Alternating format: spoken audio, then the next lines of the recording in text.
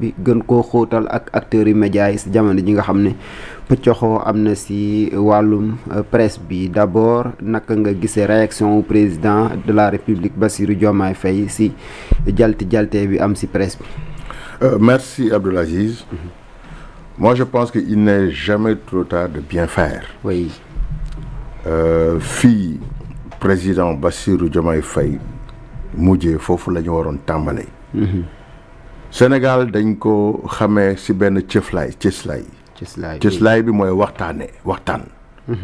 Je pense que personne ne peut être plus royaliste que le roi. Oui. ñi nga xamante ne c'est des professionnels de la communication muy la presse. jàpp naa ne mënoo defar presse bi defar communication à leur insu. Je pense que en amont. dañu waroon jiital waxtaan bi avant ñuy commencer quoi que ce soit. Oui. Ce qui s'est passé aujourd'hui li nga xamante ne moom moo ne fàng te kenn du ko jeex. mooy que dafa am ay nit yoo xam dañu bëgg décider à la place des concernés. Et je pense que nit ki. soo ko fekkee ci bërëbu liggéeyukaayam. fekk ko ci métier wam. je pense que bu dee da nga jug pour jàppale ko da ngay waxtaan ak moom ensemble ñu jéem a xool nan la ñuy defaree vraiment la presse. À mon niveau. Oui. gisuma benn responsable de presse bu taxaw ne nanguwul ne dañoo war a saytuwaat vraiment organe de presse yi. saytuwaat maintenant vraiment la presse en général. Au niveau national. Oui. Mais kon wax fa dëgg yàlla nit ñi ils sont dans les dispositions de dialoguer. Oui. Pourquoi maintenant prendre des décisions yoo xamante ne li ci ëpp ci presse bi gisuñ si woon seen bopp. ñu ne ñu dañuy régulariser. On n'est pas contre la régularisation. Oui. Mais la régularisation dafa ànd ak accompagnement. ndax gis nañu la situation des jakartaman. Les gens ils ont pris le temps. De discuter avec eux, les accompagner pour qu'ils se régularisent. Mais pourquoi, mon Dieu, fermer des structures médiatiques dans un pays démocratique? Xel mënu ko nangu. Et je pense que le président Bassirou Diomaye Faye a très bien fait de dire que dañu war a gën a waxtaanaat pour rataxal diggante yi lu am solo la. Ministère de tutelle bi dafa war a gën a oyof. Oui. gën a wàccee boppam fekk si ñi nga xamante ne ñoom ñooy askanam. te xamante ne bu dee dafa jug pour liggéeyal askanam jàpp naa ne la presse sénégalaise aussi. dañuy jug pour liggéeyal seen askan. ndax ñi fi nekk c'est des sénégalais. ils travaillent au nom et pour le compte exclusif du peuple sénégalais. donc jàpp naa ne waxtaan ba jiboo warul war a mën a poser problème. ba tey jii li ci am ci. ñuy dégg ne ñu ngi tëj. Pratiquement des vingtaines, des trentaines même d'organes de presse. Centaines, je pense que... centaines, 381. Non, mais j'ai écouté. Oui. J'ai écouté aussi l'intervention du gouvernement. Oui. mu xaw ma ticket tuuti. Parce que j'ai suivi la conférence de presse. Vraiment de ce qu'on appelle les leaders de presse là, les présidents. Du dëgg. Mais lii waa gouvernement bi wax. Oui. dafa am lu mu attirer suma attention.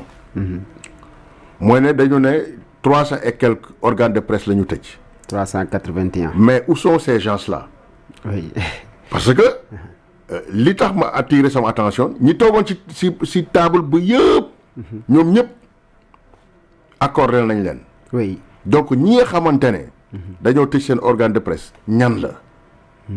parce que 300 et quelques organes de presse. Oui. ku xam presse sénégalaise.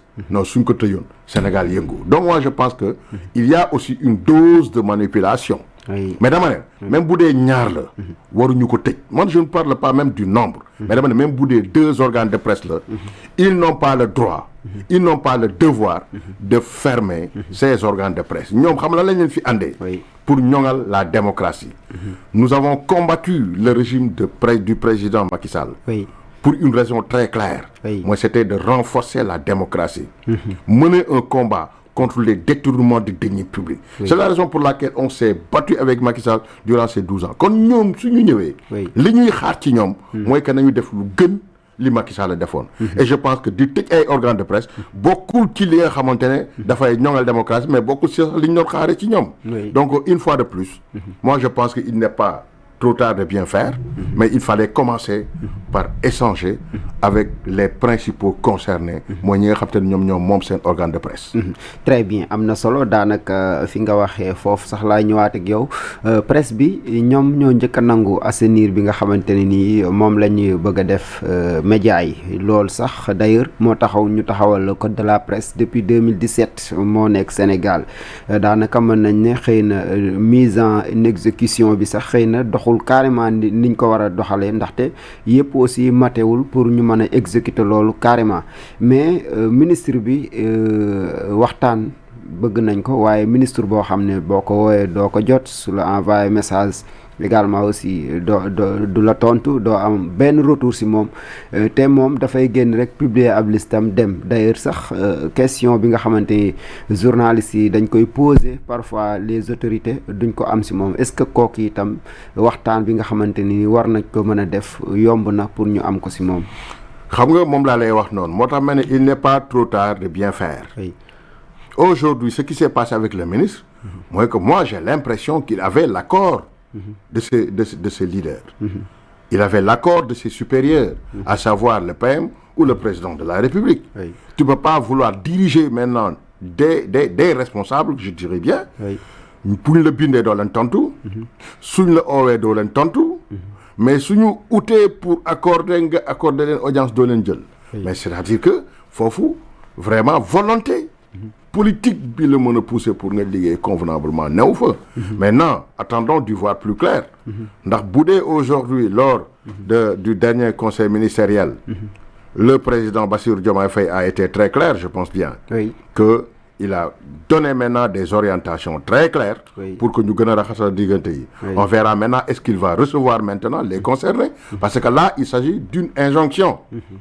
Dañ la sant. Oui. Pour nga liggéey. Donc tu es là pour travailler dans un gouvernement ki nga xamante ne aujourd'hui moom mooy définir la politique de la nation nee na la da nga fexe rataxal diggante sa diggante ak ñi ngay liggéeyal. Mais je pense que au sortir maintenant de ce conseil ministériel il va recevoir maintenant les concernés pour essayer d'arrondir les angles. Et je pense que foofu la ñuy xaaree maintenant le gouvernement et que ne transcender vraiment le ministère de la communication nañu xamante ne si fépp ak bépp anam Sénégal dafa am cëslaay dafa am ce qu'on appelle le socle mooy le dialogue mooy waxtaan. Il faut que nit ñi di communiquer comme on dit en wolof réeroo amul ñàkk waxtaan a am. Tant que mënuñu di waxtaan ak les principaux concernés mënuñu faj jàngoro askan wi.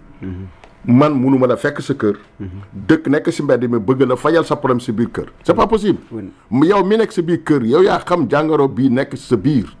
Aujourd'hui je pense qu'avec la sortie du président Bassirou Diomaye Faye et donc dinañu gën a defaraat seen taxawaay et j'espère sincèrement qu'il va recevoir maintenant les acteurs de la presse pour essayer maintenant d'arrondir les angles pour le bien du peuple sénégalais parce que ñun sénégalais dañoo soxla information justement mais information boobu ñu soxla noonu mais fan lañ koy jëlee fudul ci organe de presse yi. Donc régulariser d'accord. Oui. Mais nous exigeons un accompagnement pour régulariser toute la presse. Très bien xam naa dina dernière laaj bi rek par rapport ak aussi song bi nga xamante ne nii song nañ ko lu si mel ne Public SN TV ba tax na ñu déposer ab recours te loolu jàpp naa ne mooy nekk bu njëkk su ma waxee loolu mooy si wàllum YouTube est-ce que ministre war na am ay prérogatives dem sax ba ne day tëj ay chaînes de télévision. Si jamono ji nga xamante ni nii am nañu code de la presse CNRA aussi mi ngi fi avant loolu li nga xamante mooy liggéeykatu journalistes yi correct mi ngi fi di xool déontologie ak aussi li nga xamante ne nii mooy liggéeyu journalistes yi yooyu noonu yëpp ñu bàyyi ko mais ministre bi am prérogative tëj li nga xamante ni moo di chaîne de télévision ndax ñoom dañu nekk di réere mbir maanaam par rapport ak li nga xamante ni mooy ñaari at si ginnaaw wala benn at ak genn wàll presse bi liggéey bi nga xamante ni ñu bëri ñu ngi doon ŋàññi naan dafa am bu féete boor am beneen boo xamante ni dafa ànd ak pouvoir bi fi nekkoon muy le président Macky Sall est-ce que loolu bu fekkee moo am ñoom gën nañoo positionné wu ngir indi fi li nga xamante ni moom moo fi nekkoon. Une fois de plus Abdoul Aziz moi je pense que ministre bi li muy def abus de pouvoir la. Oui. Et je pense que la sortie du président Bassirou Diomaye Faye à résumer le comportement du ministre. Parce que nous on s'attendait que mu féliciter ko. Encourager ko si liggéey mais dafa ne nañu rataxal waxtaan yi. Donc wax ju yegg comme on dit dafa ko moom. Oui. Dans un passé très récent. Mais attaqué nañ fi Moussa Bocar Thiam. Oui. Ci organe de presse mu dañ tëj ciblé Walfadjri et cetera. Moi je pense que loolu ça ne fait pas grandir notre pays de Sénégal. Une fois de plus. da nga ko wax léegi Sénégal dañ ko dafa am luñ ko cëslaayee. mu am ay constitution. xam nga am code de la presse. am ay structures yoo xamante ne c'est à eux maintenant vraiment de régulariser la presse. maintenant nañu bàyyi ñooñu. vraiment ñu liggéey seen liggéey. au lieu que ñu bëgg a jël place yu ñooñu pour def ci li nga xamante ne c'est au-delà de leur prérogative. li ñuy waxaat une fois de plus. mooy que la démocratie. li koy mandargal. Oui. C'est la liberté. C'est la liberté de communiquer. D'ailleurs, maintenant la communication. Oui. Trop de communication comme on dit tue la communication. Oui. Il faut pas maintenant ñu bëgg sango maintenant le mot de la démocratie. Pour dire ce que tu veux. Ou de faire ce que tu veux. La démocratie aussi est très encadrée. Oui. dafa am fu nit di commencer am foo yem. parce que yow sa liberté. Oui. fi mu jeexee fa la sama liberté di tàmbale. Justement. donc kenn ku ci nekk na nga xam fi nga war a tàmbale ak fi nga war a yem. mais nag nañu permettre nit ñi. ñuy exprimer wu librement. te nag boo bëggee saxal démocratie. waroo tëj presse. presse moom amul benn réew. qui se réclame d'une démocratie vivante. day tëj ay organes de presse. C'est inadmissible. C'est inacceptable. Surtout c'est dans une incompréhensible. Et moi personnellement je ne serai jamais. un des responsables politiques boo xam dafay cautionner les fermetures de la presse. Que ça soit les circonstances, nous devons chercher d'autres solutions, mais pas la fermeture. Télévision très bien daanaka si liberté boobu noonu nga wax sax fa la ñuy prolonger débat bi ak dérive yi nga xamante ni dañ koy